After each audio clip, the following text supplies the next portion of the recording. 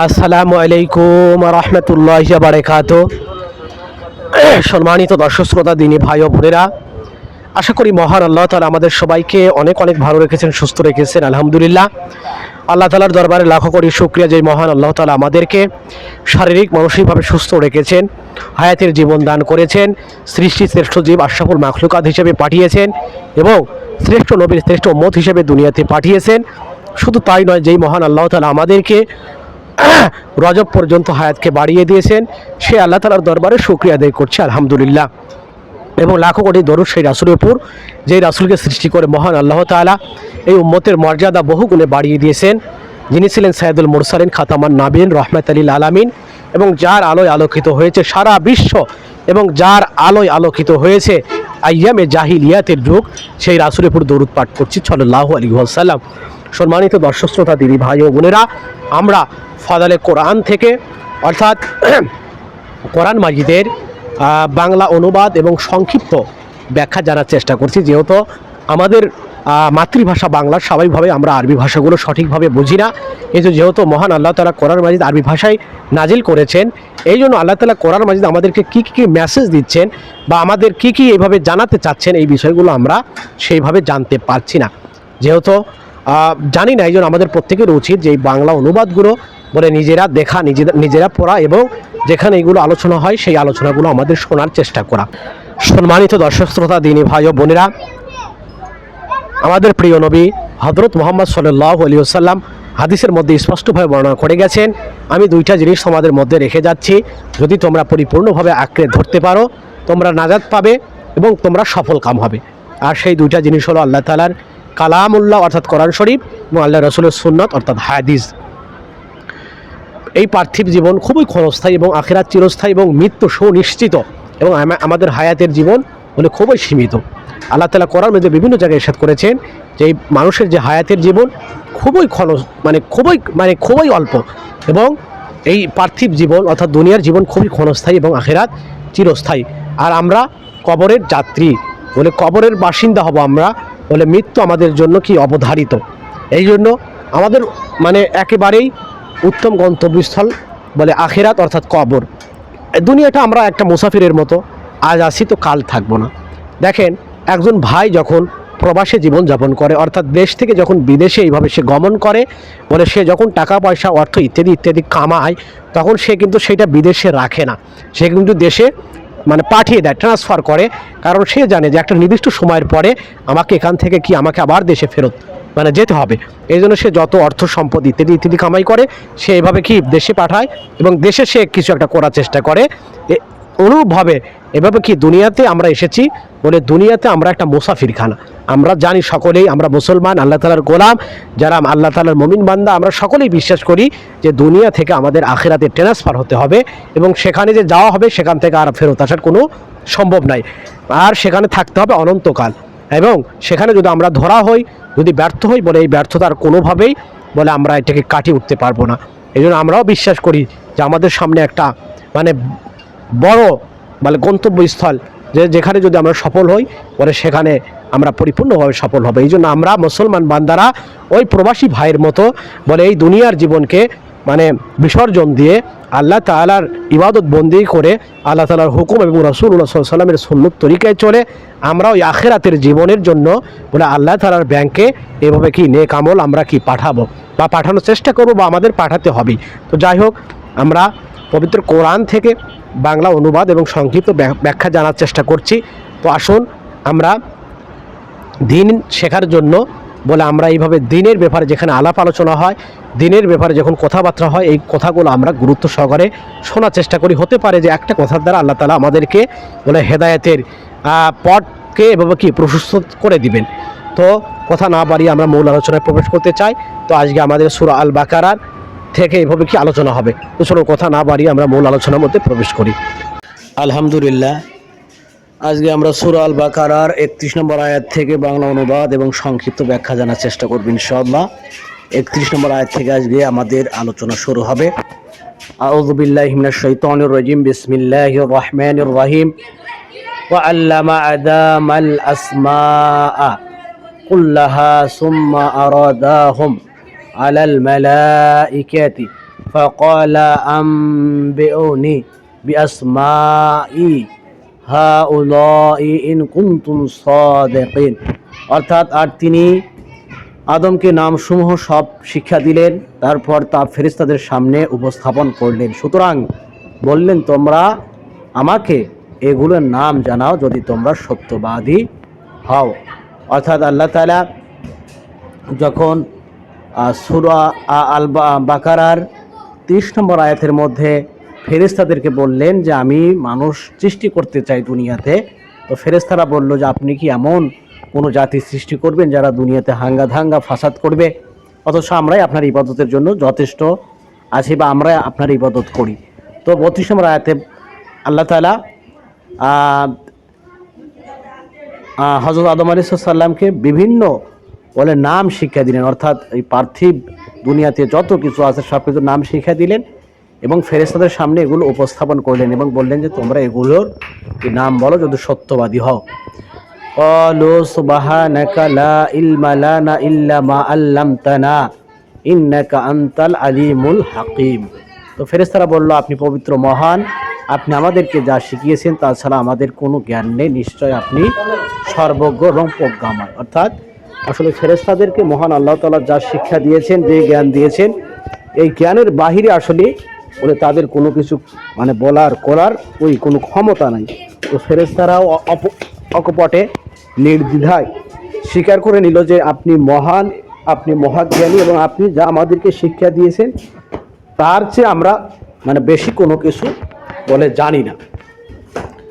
আল্লাহ তাআলা 33 নম্বর আয়াতে বলেন, ক্বালা ইয়া আদামু আম্বিউহুম বিআসমাইহিম ফালাম্মা আম্বাহুম বিআসমাইহিম ক্বালা আলাম আকুল লাকুম ইন্নী আ'লামু গায়বাস সামাওয়াতি ওয়াল আরদি ওয়া আ'লামু মা তুবদুনা ওয়া মা কুনতুম তাকতুমুন। অর্থাৎ তিনি বলেন, হে আদম, এগুলোর নাম তাদেরকে জানাও। অর্থাৎ আল্লাহ তাআলা আদমকে বলতেছেন, হে আদম, তুমি এগুলোর নাম তাদেরকে জানাও। অতঃপর যখন সে এগুলোর নাম তাদেরকে জানালো, তিনি বললেন, আমি কি তোমাদের বলিনি, নিশ্চয় আমি আসমান সমূহ এবং জমিনের গায়েব জানি এবং জানি যা তোমরা প্রকাশ করো এবং যা তোমরা গোপন করতে। আসমা তথা নামসমূহ বলতে ব্যক্তিবর্গ এবং জিনিসপত্রের নামসমূহ এবং তাদের বৈশিষ্ট্য ও উপকারিতা সম্পর্কে জ্ঞান লাভ, যা মহান আল্লাহ ইলহাম ও ইলকা অর্থাৎ অন্তরের প্রক্ষিপ্ত করার মাধ্যমে আদম আলাইহিস সালামকে শিখিয়ে দিয়েছিলেন। অতঃপর যখন আদম আলাইহিস সালামকে ওই জিনিসগুলোর নাম বলতে বলা হয় তখন তিনি সত্তর তা বলে দিলেন, অথচ ফেরেশতাগণ তা পারেননি। এইভাবে আল্লাহ তাআলা প্রথমত ফেরেশতাদের সামনে আদম সৃষ্টির রহস্য উদ্ঘাটন করলেন, দ্বিতীয়ত দুনিয়ার নিয়ম নীতি পরিচালনার জন্য জ্ঞানের কত গুরুত্ব এবং তার কত ফজিলত এবং মর্যাদা তা বর্ণনা করে দিলেন। যখন ফেরেশতাদের সামনে আদম সৃষ্টির যৌক্তিকতা ও গুরুত্ব পরিষ্কার হয়ে গেল তখন তারা নিজেদের জ্ঞান বুদ্ধি যে অতি স্বল্প তা স্বীকার করে নিলেন। আর ফেরেশতাদের এই স্বীকৃতির দ্বারা এ কথাও পরিষ্কার হয়ে গেল যে অদৃশ্য বিষয়ের গাথা এবং একমাত্র আল্লাহ তাআলাই, আর তার বিশিষ্ট বান্দাদের কেবল ততটাই জ্ঞান থাকে যতটা মহান আল্লাহ তাআলা তাদেরকে দান করেন। মহান আল্লাহ তাআলা 34 নম্বর আয়াতে বলেন, ওয়াইজ কুলনা লিল মালাইকাতি ইসজুদু লিআদামা ফাসাজাদু ইল্লা ইবলিসা আবা ওয়াস্তাগবারা ওয়া কানা মিনাল কাফিরিন। এই আয়াতে মহান আল্লাহ তাআলা বলেন, আর যখন আমি ফেরেশতাদেরকে বললাম তোমরা আদমকে সেজদা করো তখন তারা সেজদা করলো ইবলিস ছাড়া, সে অস্বীকার করলো এবং অহংকার করলো আর সে হলো কাফেরদের অন্তর্ভুক্ত।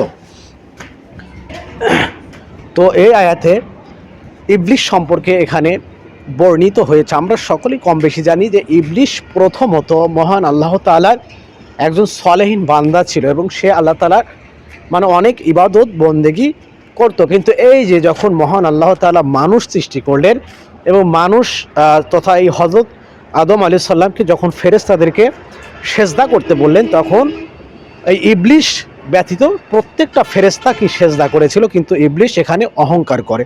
তো এখানে বিস্তারিত তাফসির প্রথমত জ্ঞান দ্বারা সম্মানিত হওয়ার পর আদম আলাইহিস সালামের তৃতীয় সম্মান লাভ করেন। সেজদার অর্থ নম্রতা এবং বিনয় প্রকাশ করা, আর তার সর্বশেষ পর্যায় হলো মাটিতে কপাল ঠেকিয়ে দেওয়া। এই সেজদা ইসলামী শরীয়তে আল্লাহ ব্যতীত অন্য কারোর জন্য জায়েজ নয়। নবী করিম সাল্লাল্লাহু আলাইহি সাল্লামের প্রসিদ্ধ উক্তি হলো, যদি আল্লাহ ব্যতীত অন্য কারোর জন্য সেজদা করা জায়েজ হতো তাহলে আমি মহিলাকে নির্দেশ দিতাম সে যেন তার স্বামীকে সেজদা করে। তিরমিজির 1079 নম্বর হাদিস।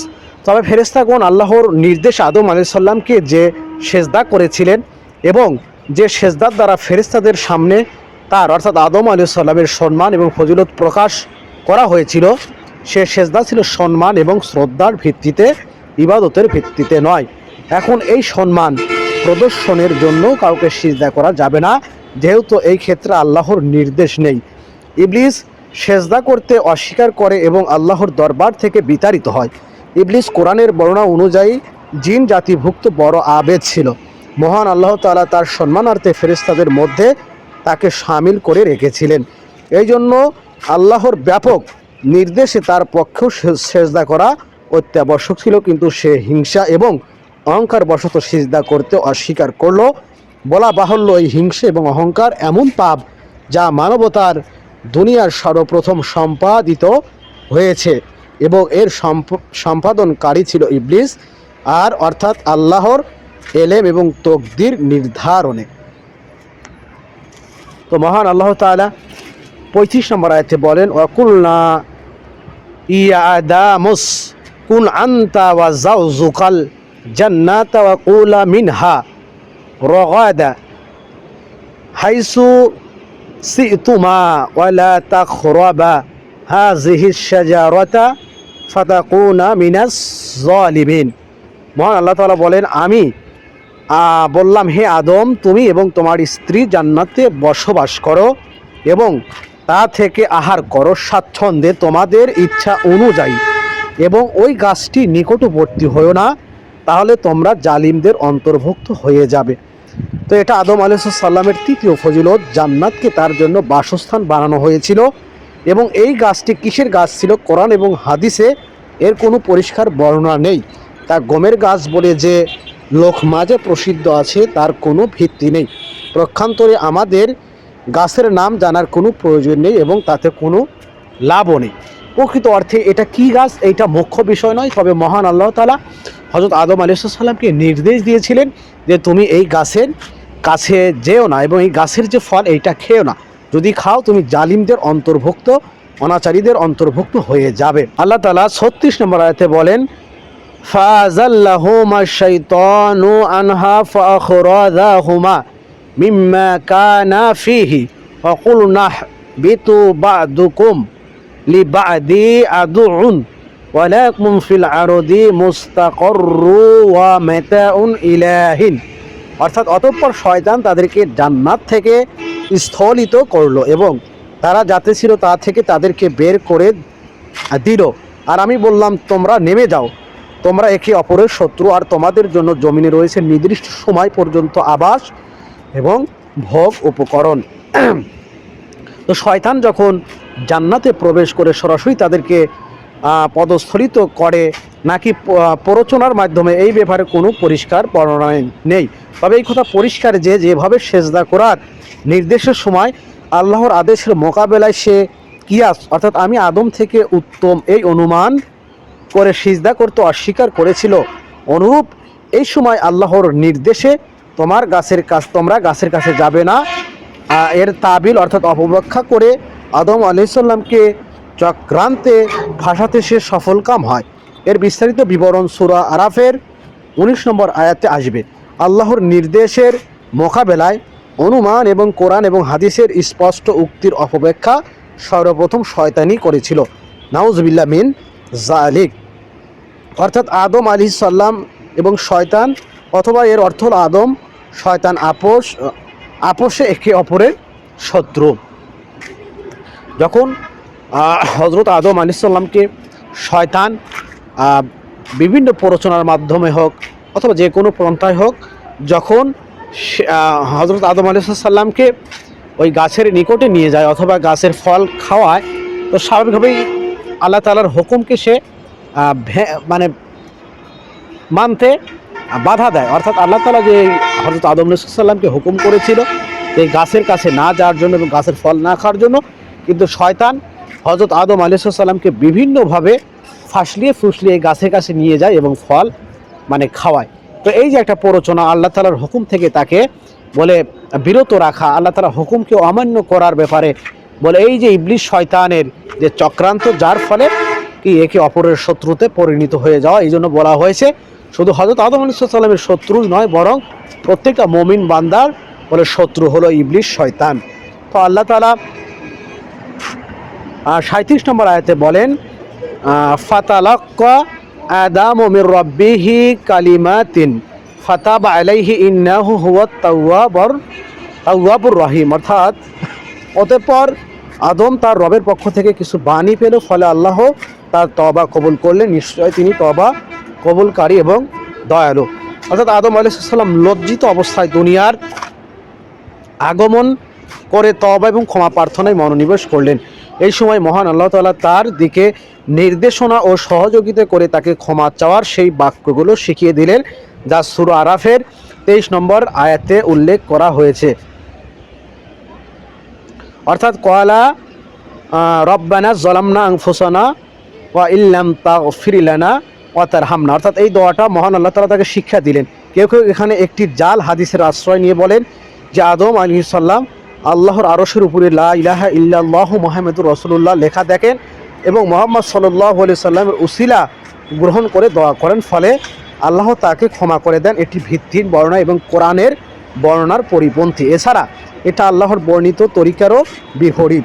প্রত্যেক নবী সবসময় সরাসরি আল্লাহর নিকট দোয়া করেছেন, অন্য কোনো নবী এবং অন্য কোনো অলির মাধ্যমে উসিলা ধরেনি। কাজেই নবী করিম সাল্লাল্লাহু আলাইহি সাল্লামের সকল নবীদের দোয়া করার নিয়ম এটাই ছিল যে তারা বিনা উসিলা এবং মাধ্যমে আল্লাহ তাআলার দরবারে সরাসরি দোয়া করেছেন। তো এখান থেকে প্রতীয়মান হয় যে মহান আল্লাহ তাআলা হযরত আদম আলাইহিস সালামকে দোয়া শিক্ষা দেন, যার ফলে সে দোয়াটা করে এবং তওবা করে, যার বিনিময়ে মহান আল্লাহ তাআলা হযরত আদম আলাইহিস সালামকে ক্ষমা করেন। তো শুধু হযরত আদম আলাইহিস সালামই না, পার্থিব জীবনে বর্তমান জামানাত থেকে শুরু করে কিয়ামত পর্যন্ত বলে যত এইভাবে মোমেন বান্দা আল্লাহ তাআলার গোলাম দুনিয়াতে আসবে, অপরাধ করবে, ভুল করবে এবং তারা যদি খালিস নিয়তে তওবা করে আল্লাহ তাআলার দিকে পরিপূর্ণভাবে ফিরে আসে, তো আল্লাহ তাআলার ওয়াদা আছে আল্লাহ তাআলাও বলে আমাদেরকে ক্ষমা করবেন। এই জন্য আমরাও সর্ব অবস্থায় শয়তানকে অনুসরণ করে থাকি, বা শয়তান আমাদের মধ্যে ব্যাপকভাবে প্রভাব বিস্তার করে আল্লাহ তাআলার হুকুম থেকে আমাদেরকে গাফেল রাখার জন্য। এই জন্য আমাদের প্রত্যেকেরই উচিত এই শয়তান থেকে আমাদের বিরত থাকা, শয়তান থেকে ফিরে এসে তওবার মাধ্যমে আল্লাহ তাআলার দিকে পরিপূর্ণভাবে রুজু হওয়া। তো মহান আল্লাহ তাআলা আমাদের সবাইকে সঠিক বুঝ দান করুক। যতটুকু আলোচনা করা হলো প্রত্যেকে যেন আমরা আমল করতে পারি, আল্লাহ তাআলা সেই তৌফিক দান করুক। ভিডিওটি যদি ভালো লাগে অবশ্যই শেয়ার করবেন এবং আপনার মূল্যবান মতামত জানাতে ভুলবেন না। সবাইকে অসংখ্য ধন্যবাদ। আসসালামু আলাইকুম ওয়া রাহমাতুল্লাহি ওয়া বারাকাতুহু।